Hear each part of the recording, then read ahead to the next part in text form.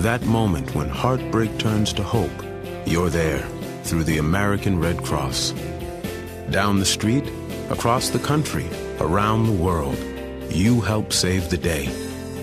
Every day. You can help today. Support your local Red Cross. And welcome back to Red Cross Radio here on KQV News Radio 1410 AM. I'm your host, Brian Kanavish, and today we're talking about the Service to the Armed Forces program. It's a unique program that's part of what the Red Cross does overall. They do the disaster services, the health and safety training, and then, of course, they do a lot for our men and women serving in the armed forces. And we talked about local families that are able to call the Red Cross and during a time of a personal emergency, such as a death in the family or a birth, and call the local Red Cross. The volunteers here get in touch with the volunteers stationed either at military bases in the United States or abroad, and they're able to get that important message to the serviceman or servicewoman. And right now we have as a guest Ken Pingatore, who is a volunteer with the American Red Cross, and he's stationed in Afghanistan right now, but he's a local guy from right here in the Pittsburgh area. Welcome, Ken. How are you? I'm doing well, and yourself, Brian? Oh, we're doing great here. We appreciate you taking a few minutes. Ken, can you first just tell us a little bit about exactly what you're doing in Afghanistan, what your role is, and how it came about, how you ended up getting stationed all the way over there on the other side of the world? Great, Brian. Well, to begin, I originally started volunteering at the Pittsburgh chapter of the American Red Cross, which is right down on the Boulevard of the Allies.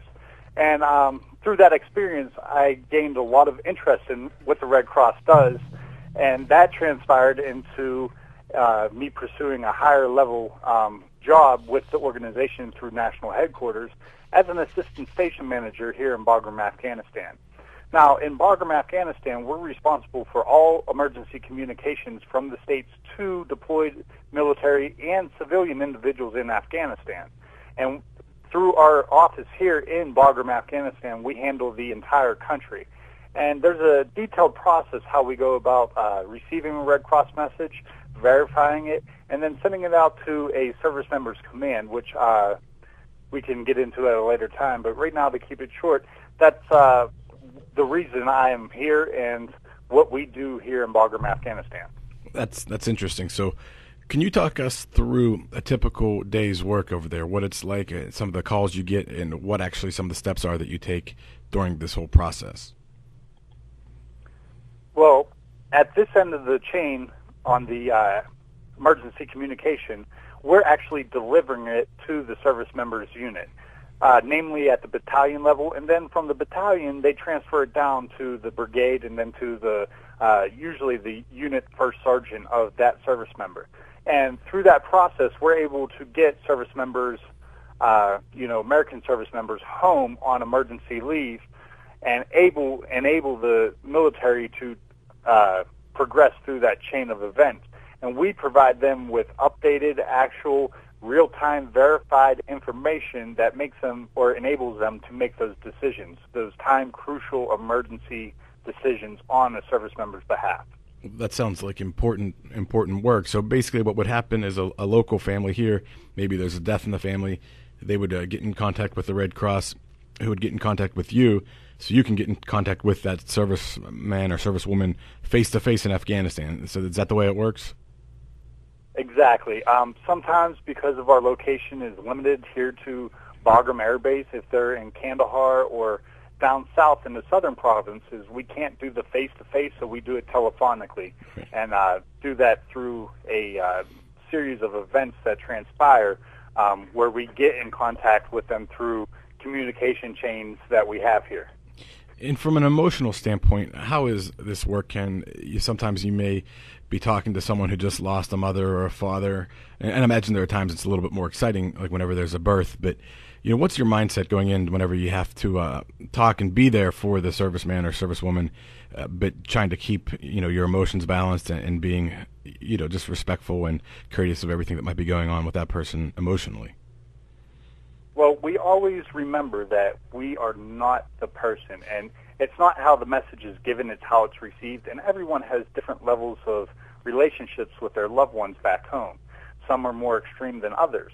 What I mean by extreme, the closeness of that relationship. So we always keep the client first, the client being the service member, and make sure that we provide as many services and resources for that person to have a successful outcome to their situation.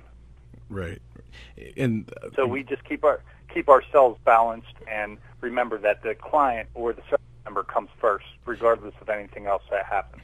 Right. And it sounds like it would be pretty rewarding work. I mean, is that something that you find whenever you're able to help a person during a very difficult time like that? Is it a rewarding job for you?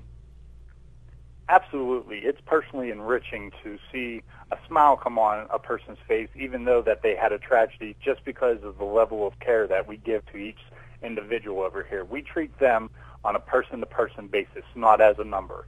We learn their name. We learn about them. We offer time to sit here and counsel them if they need that. And sometimes things are past our control, and so we refer them to the appropriate resources to handle that situation. Right. We're talking to Ken Pingatore, a volunteer with the American Red Cross who's stationed in Afghanistan right now. Ken, tell us a little bit more about your personal situation over there. What are your living conditions like? Are you living right on a military base, and are you in a city, or is it more remote out in the country? Just what's the living condition like for you? Well, I live here at Bagram Airfield, and it is a military-run compound. There's razor wire around the outside perimeter. We have guards, fence line, and it is a military compound. The way Bagram's set up, it's camps within a camp. So it's little pockets of people living all together, which make up the conglomerate of the camp. And so I live in what they call a bee hut, which is basically a industrial-sized plywood shed, which is divided by 7-foot walls, all plywood, no painting. Very rugged conditions from what the normal person would be accustomed to. And that's the day in, day out. We do have a latrine or a restroom where we go and we can shower on a daily basis. The DFAC or the dining facilities are comparable to what you would find in a high school cafeteria. So all in all, the way I can describe it is on kind of the edge of roughing it, right? Camping out and things of such.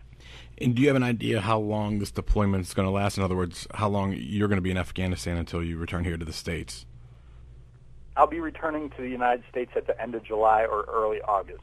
The dates are flexible because of situations that arise. The one thing about being in a deployed location is that the mission always comes first, and we have to remember that, taking our personal, responsibilities and things into account. So we have to be flexible within ourselves in order to suit the military's needs. So roughly the end of July, early August is when I'll be home. Well, that's interesting. And home, you're from Aspinwall, correct? That's where you live now? Yes, I currently reside in Aspinwall, Pennsylvania, which is in the Fox Chapel School District, but I'm originally from Beaver County. So deep western Pennsylvania roots from growing up in Beaver County and now having a permanent residence in Aspinwall, but of course living in Afghanistan right now. That's certainly interesting. Ken, tell me, what made you decide to pursue, you said you worked at the Southwestern Pennsylvania chapter as a volunteer, but this particular deployment, Afghanistan, did you say, hey, I want to go to Afghanistan, or did you just tell the national office that you were more interested in doing higher level service to the armed forces program, different things, and they deployed you there? Or did you know from the beginning you were headed to Afghanistan? Once I got experience at the Southwest chapter of the American Red Cross, I knew that this was what I really wanted to do and explore it to the fullest potential. And the fullest potential of that would be to deploy to an overseas location. Right. And so the more experience I get, the more I find out that this is an organization that really cares about the people that it helps. And it's a volunteer-led and volunteer-based organization. So with the volunteers being the emphasis, there's a very small select few that are the paid staff, and those are basically support mechanisms to keep things going and to organize the volunteers.